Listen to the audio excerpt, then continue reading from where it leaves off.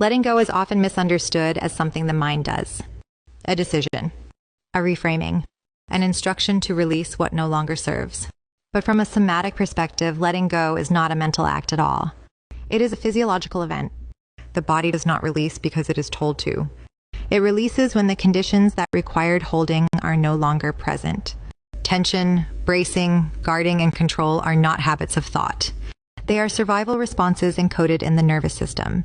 They exist because at some point holding was necessary. This is why trying to let go through willpower or insight often fails. The nervous system does not respond to concepts. It responds to safety. Until the body registers that the threat has passed, internally, not just intellectually, release is not possible. Asking the system to let go prematurely can actually increase contraction, as the body interprets the instruction as another demand. Physiological release happens gradually and often quietly. Muscles soften without effort. Breath deepens on its own. Sensation redistributes. Attention widens. These shifts are not caused by intention, but by the nervous system updating its assessment of the present moment. From this perspective, letting go is not something to do. It is something that happens. It occurs as the body learns it no longer needs to stay prepared. Integration replaces effort. Presence replaces control. The work, then, is not learning how to release, but learning how to create the conditions in which release becomes inevitable. When safety is embodied rather than understood, holding dissolves naturally. Letting go is not an achievement. It is a biological response to no longer needing to hold. Identity is often treated as a psychological construct, something formed by belief, narrative, and memory. From a somatic perspective, identity is more accurately understood as a pattern of sensation that is repeatedly inhabited. Who we take ourselves to be is not held primarily in thought, but in the body's ongoing relationship to sensation. Avoided sensation stabilizes identity. When certain sensations are consistently resisted, tightness in the chest, contraction in the gut, heat, trembling, numbness, the nervous system organizes around not feeling them. This avoidance creates a boundary. Inside the boundary is the familiar self. Outside, it is what feels intolerable, threatening, or overwhelming.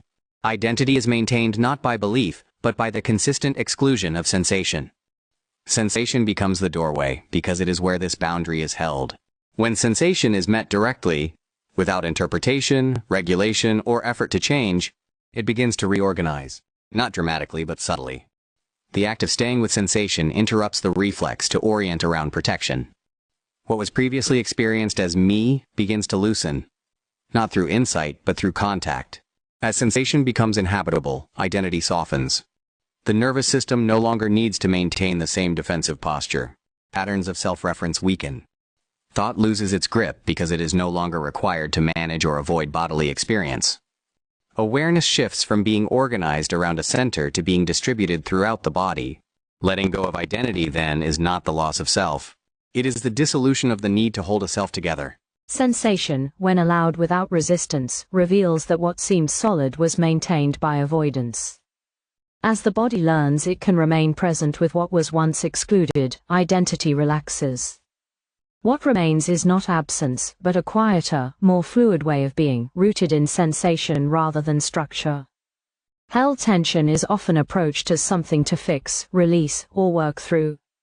From a somatic perspective, tension is not a problem to be solved but a state of organization that once served a protective function. The body holds tension not out of dysfunction, but out of intelligence. It is a form of readiness, an ongoing preparation for what has not yet felt safe to complete. Awareness transforms held tension not by acting on it, but by changing the conditions in which it exists. When awareness is brought into the body without agenda, without trying to relax, discharge, or correct, the nervous system receives new information. It registers that attention can remain present without threat. This alone begins to alter the necessity of holding. Tension persists when awareness stays at a distance. When sensation is observed conceptually or managed strategically, the body remains organized around protection. But when awareness is embodied, when it meets sensation directly, steadily, and without interference, the system begins to update. Muscular holding no longer needs to stay online to maintain safety. This transformation is not immediate or dramatic. Awareness does not dissolve tension through force. It softens it through continuity.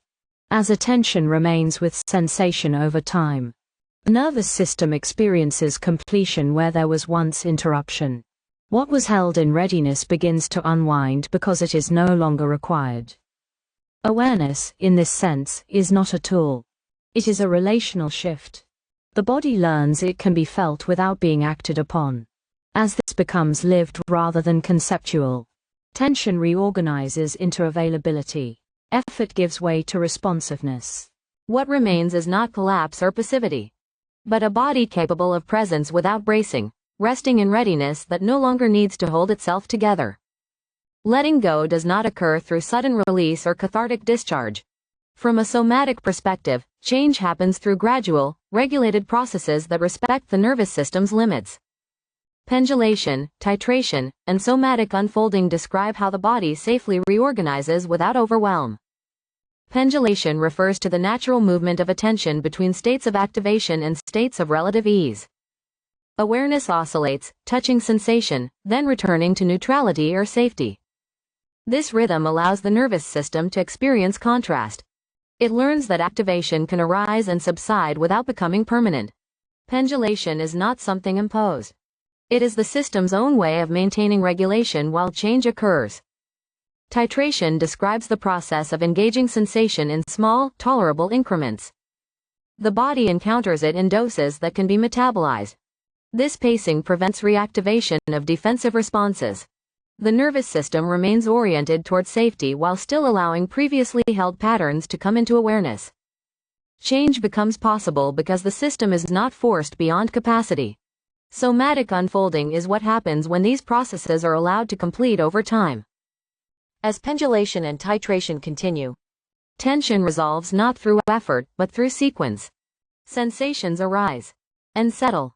The body completes movements and responses that were once interrupted or held in readiness. There is no single moment of release, only gradual reorganization. Together, these principles reveal that letting go is not a technique, but a timing-based intelligence. The nervous system does not surrender through force or insight. It unwinds through rhythm, pacing, and completion. When the body is allowed to move at its own speed, letting go becomes inevitable. Not dramatic, but deeply stabilizing. Contraction is often approached as a cognitive problem, something caused by limiting beliefs, faulty interpretations, or unhelpful thought patterns. From a somatic perspective, this framing misunderstands what contraction is. Contraction is not created by thought, and it cannot be undone by thought. It is a physiological state organized around protection. The nervous system contracts in response to perceived threat, not conceptual error.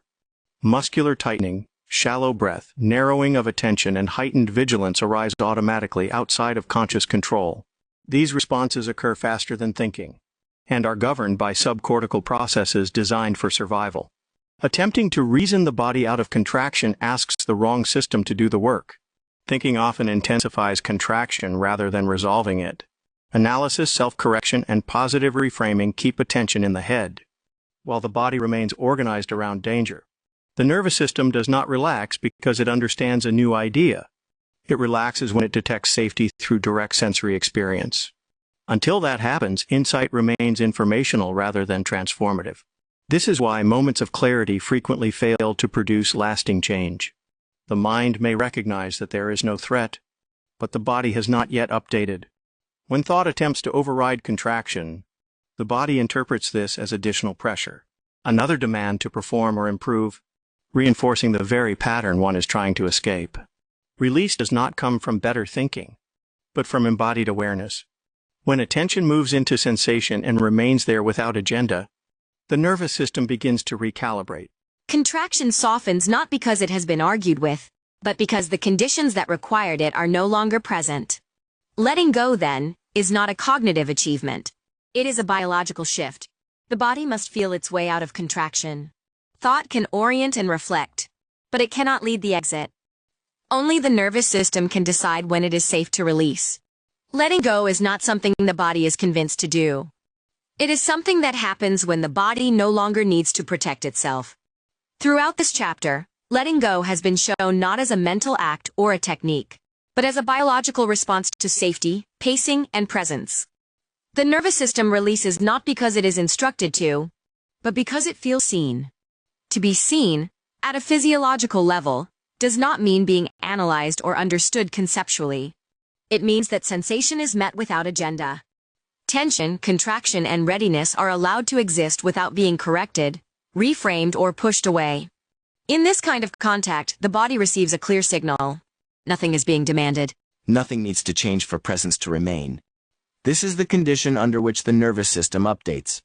When attention stays with sensation, steady, non-intrusive, and embodied, the body recognizes that it is no longer alone in its experience. Protective patterns soften because they are no longer required to manage threat or urgency. Holding dissolves not through effort, but through relationship. Letting go, then, is not an event but a recognition. The body realizes that what it has been carrying can now be felt without consequence. Completion occurs where interruption once lived. What unwinds is not only tension, but the identity that formed around maintaining it. The conclusion of this chapter is simple but precise. The body lets go when it feels seen. Not observed, not fixed, not managed, but met. In that meeting, safety becomes lived rather than conceptual. And when safety is lived, letting go is no longer a practice. It is the nervous system's natural response to presence that does not leave.